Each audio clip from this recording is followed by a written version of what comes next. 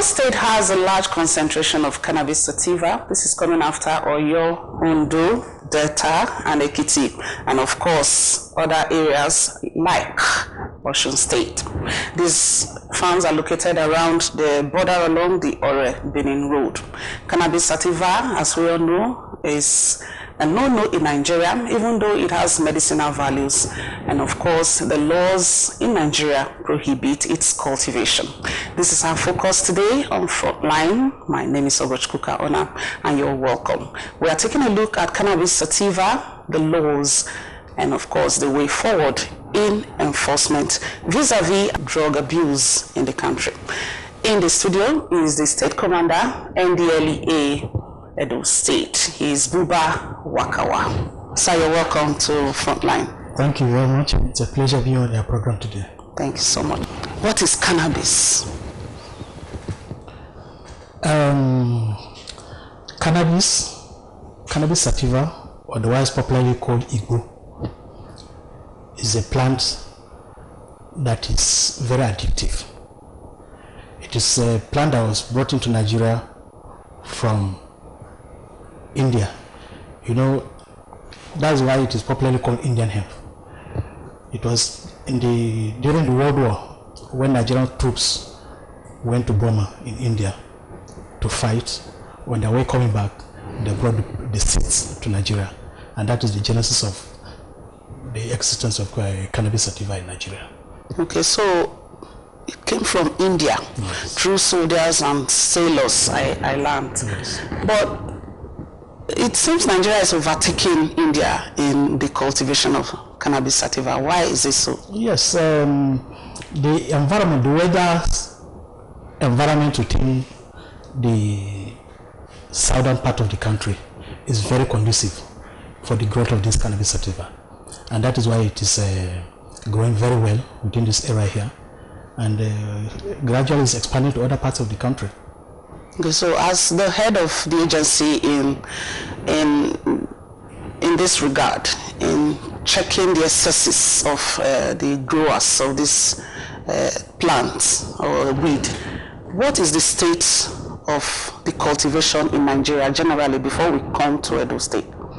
It's very worrisome, because it is being produced on a very large scale, especially in the cannabis producing states, which, like you mentioned, Osun, Ekiti, Delta, Edo, Ondo, and some parts of Ogun. So it's grown on a larger scale within these areas. Okay, why is this so? Why is this so? Is it because of its benefits, medicinal benefits or commercial benefits? Well, it's a commercial benefit for the greedy people, those that want to make quick money. It's not for the medicinal value, but for the commercial value to those that want to make quick money. That is the drug traffickers. So who should cultivate cannabis? Is there a specialized set of people? Cannabis cultivation is banned in Nigeria. It's a crime, it's a criminal offense in Nigeria. So anybody that indulges in the cultivation, trafficking, or use of cannabis sativa is subject to the law, and the law will take its course.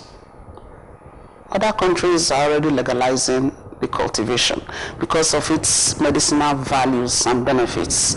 So why is there a law in Nigeria prohibiting those who decide to go into this venture? See, every society has its own peculiar problems and solutions. From my experience in the enforcement of cannabis cultivation in Nigeria, we've not come across somebody that is arrested that shows that he is doing that purely for medicinal values, for medicinal purposes. They do that only for recreational purposes. That is for those that abuse, that take to the detriment of their own personal health and to the security of the nation. So the medicinal use in Nigeria is very minimal. There have been researches on it. I remember very well, our headquarters had approved almost about 3 or 4 professors had gotten approval from a headquarters to do research on the medicinal use of it, but the results are yet to be out. As it stands today, it is a banned drug in Nigeria, and so be it. Okay, so in Edo State, we see that the areas along the Benin Road, are highly into this. What are the statistics saying? Edo State is one of the major cannabis producing states in Nigeria. Like I told you, the cultivation level is very high or very massive. From our records, I will tell you that between 2015 to 2021, we have discovered and destroyed several cannabis farms, totaling 145.212844 hectares. That is huge. That is very huge, very massive. 145 hectares of cannabis farms had been identified and destroyed. Where are those areas? Can you mention the cities? Or? Yeah, the hotbeds are Uzeba, that's in Owan West local government. The Okada axis that you talked about, Ilushi. These are the areas that it is produced in massive quantities. So what is enforcement like? Because we keep hearing arrests and destruction and seizures, but the trade is continuing in a very large scale, like you said. Is enforcement weak? No, it's not that the enforcement is weak. Like I told you, 145 hectares were identified and destroyed. These are farms that are located very far into the forest. Farms that are not accessible by vehicles. It has to be, you have to trek kilometers, cross rivers before you access the farms. And that is because we pushed them to the extent that they had to go very far from the communities, so to say. The enforcement level is very, very high. That is why these farms are able to be identified, and we will keep on pushing them until they succumb. We will not relent. Okay, so this may be very, very funny, but how is a normal raid operation like? I mean, can you give us a picture, a mental picture of how it looks? You see, the cannabis farm destruction is a very tedious assignment. Number one, accessibility. Like I told you, is always in the thick forest, very far from them. Number two, the risk that is involved, because on several occasions they have attempted to attack us. They have lynched some of my men. We lost some people, some officers in the course of duty. They set traps that will inflict injuries on officers, and they normally use motorcycles to be able to move deep into the forest to move their shipments outside. So what we normally do is, if we fail to identify the farm to destroy, then we rely on informants and intelligence. And you lay siege. Yes, intelligence and informants to intercept them as they are moving their consignments out of the bush. That sounds very, very... All right, so let's look at the laws again in Nigeria. What does the law say? Because some people say when you arrest, in the next few days you are seeing the offenders again on the streets. Yes, let me clarify an issue here first, before I answer that one. You see, the NDLA Act internationally recognizes drug abuse and drug trafficking. There are two categories in this scenario. those that deal, that sell, that makes money, that makes profits out of it are the dealers. The users are those that take, that smoke. And these are people that, number one, they are jeopardizing their own health, they are losing their own money, they have nothing to gain in it, while the dealers are making money out of it. So if there is a raid, for example, in a joint, where maybe about 15, 20 people were in the joint smoking, somebody is selling there, our target is the dealer. We can raid all of them, but the users, we cancel them, let them understand the effect of the drug use and the drug abuse to their own health, and we release them. But the dealers, those that make profits to the detriment of people's health, are charged to court, and they are the ones that are convicted. So at times you may see after a raid, the other users are released, the society will think, oh, they have released them. They will not understand that users are people that need help. So prosecuting them is like double jeopardy for them. They are already losing their health, they are already losing their money, and you are sending them to jail again.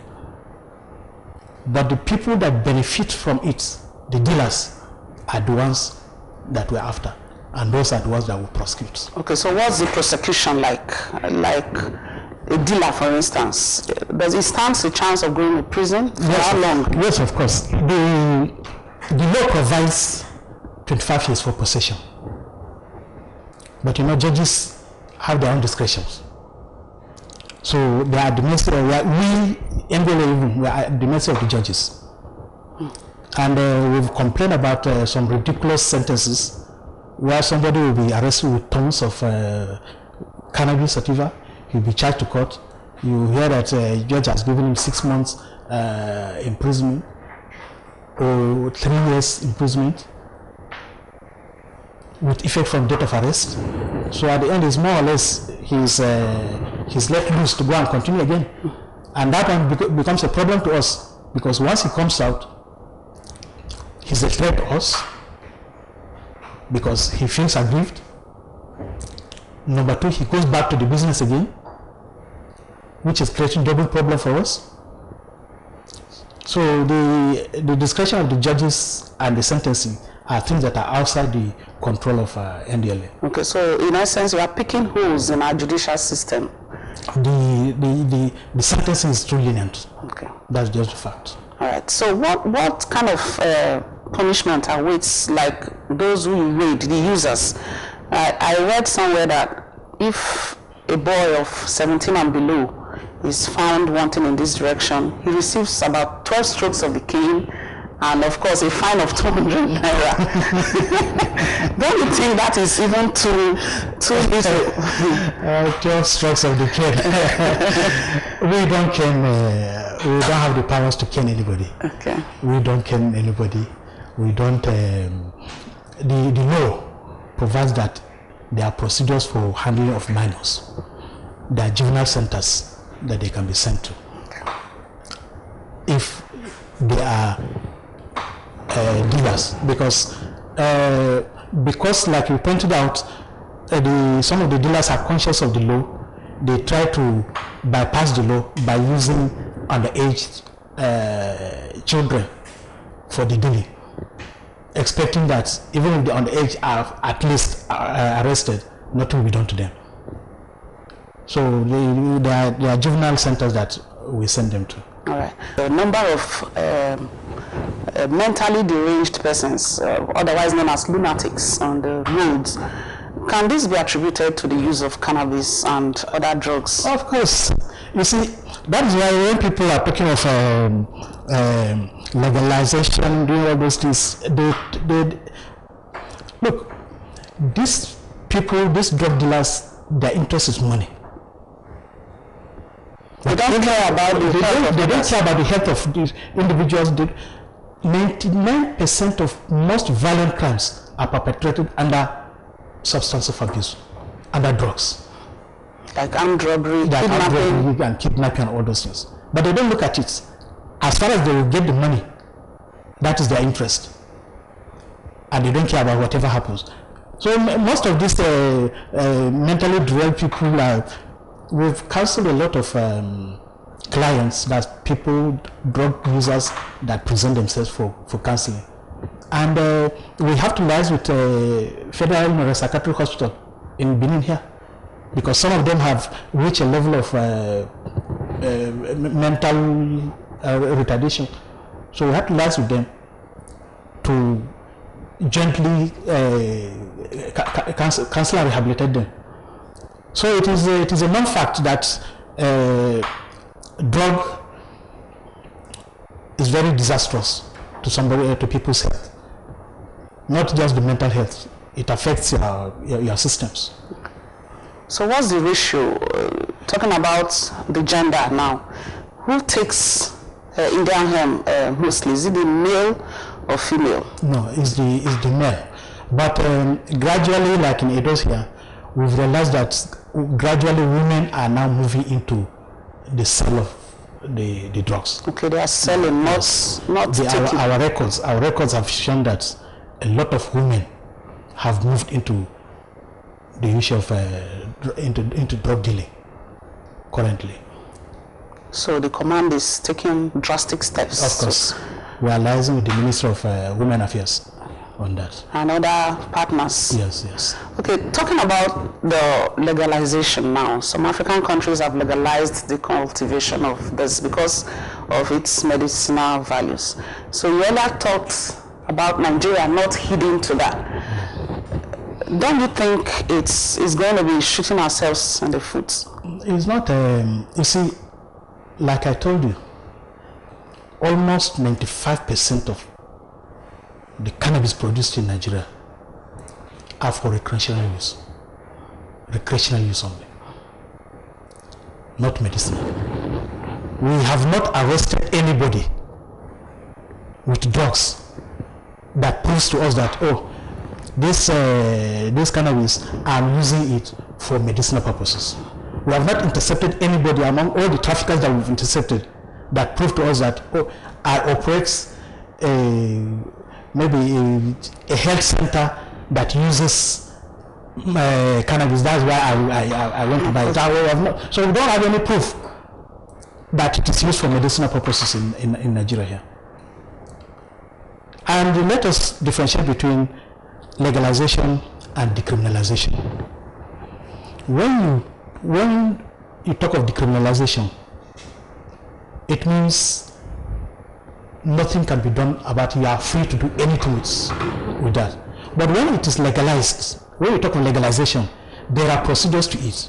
There are enforcements. Even if you want to farm, you have to get the approval. When you get the approval, it has to be monitored so that you don't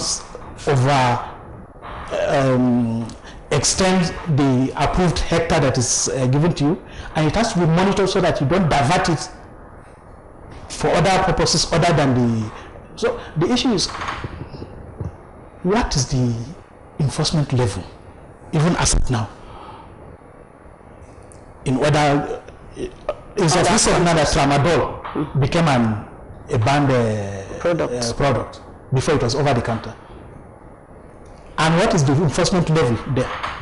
So why do we still want to bring, now that the enforcement level is even very difficult, why do we still want to add more problems to the existing problem that we have? So it's like adding salt to injury. Of course. Lastly, before we close, what is the way forward? What is the way forward? You see, the way forward, like when I paid a courtesy call on His Excellency in Edo State, we were discussing the way forward because we observed that most of the government forest reserves have been overtaken by these cannabis planters, and they have fallen all the forests that are there, bringing deforestation. Mm-hmm. So we are in NDLA, we are even looking inwards now. We want to see how we can bring what is called a crop substitution program. which is like giving an amnesty.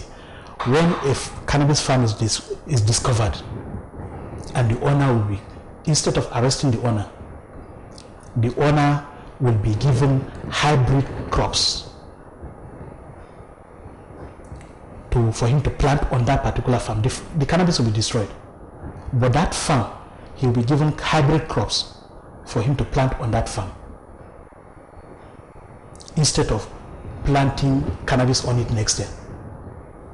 So we are looking inwards out on how to introduce this issue of crop substitution. Okay, so you are working with the government. Yeah, it's at the national level. It's at the national level. Okay, but in Edo State, is government in support of NDLA?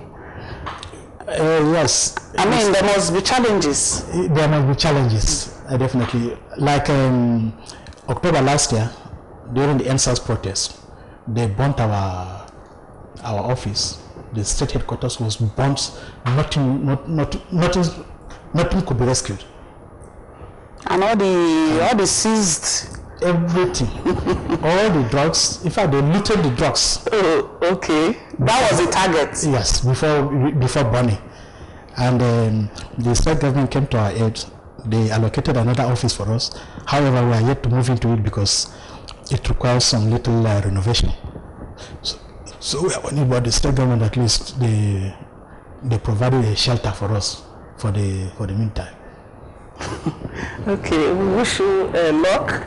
Okay, so what advice do you have for especially the youths who engage in the cultivation and of course the usage? Yes, the youths. Let me even be more specific about the issue of the usage, because most of our youths are highly involved in the issue of drug abuse. The advice is that health is wealth. They should consider their health before any other recreational activity. It doesn't make sense for you to, simply because you want to be high, go and smoke something, go and take something that tomorrow you will end up jeopardizing your own health. The youths are the leaders of tomorrow. So if we cannot have youths that are drug free, by the time we start having drug addicts as leaders tomorrow, then it will spell doom for the nation. So the youth should stay away from drugs. All right, thank you very much. A word is enough for the wise. The youths should take heed to this advice and do everything you know that is right. You know, when somebody is doing something wrong, your inner mind tells you what I'm doing is wrong. And anything you are doing and you are hiding, like going into the forest to cultivate a farm, it shows that it is not right. Even the smoking. Why do they smoke? They will go to abandoned buildings, uncompleted buildings, hide before smoking. So why that's the claim. Yes, there is an issue I also want to raise before we close. Celebrities, for instance, you know, I know somebody like Fela was smoking in public, giving the impression that it was okay. What do you make of that?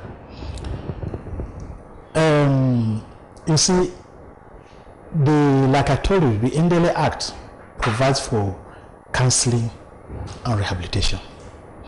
And we don't arrest drug addicts, drug users. They are supposed to be brought by either come by themselves or brought by their relations for counseling and rehabilitation. That's why even when we raid the drug users, we counsel them and release them. Normally, celebrities are supposed to be role models because younger ones learn from them. But when a celebrity decides to jeopardize his own health, then at the same time he's jeopardizing the health of those that look up to him, because they will try to copy him. And as they try to copy him, you know, the human system differs. When 2 or 3 people decide to take cannabis, maybe for the first time, they will have different reactions because their systems are different. Some can even go mad completely. Some can survive it. So it is always very good for you to choose the role model that will lead you right. That you copy. Okay. Thank you. All right. Thank you very much, Buba Wakawa, the State Commander, NDLEA, National Drug Law Enforcement Agency. He has been telling us all we should know about drug abuse vis-a-vis cannabis sativa and its cultivation in Nigeria. He says it is a no-no, and that's how it stands. All right, thank you very much, sir, for joining us on the program. Thank you very much. It's a pleasure. I appreciate your concern towards enlightenment of the youths. Yeah, thank you very much. NTA is always setting the pace, and you know we are partners in progress. Definitely. So anything that will make Nigeria progress to the next level and to greater heights, NTA is always there. Thank you very providing much. services. All right, thank you very much for watching. I am Ogochukwu Kaona. It's always a pleasure having you on the program. Join us same time next week. That is Tuesday, 9:30 in the morning. Bye for now.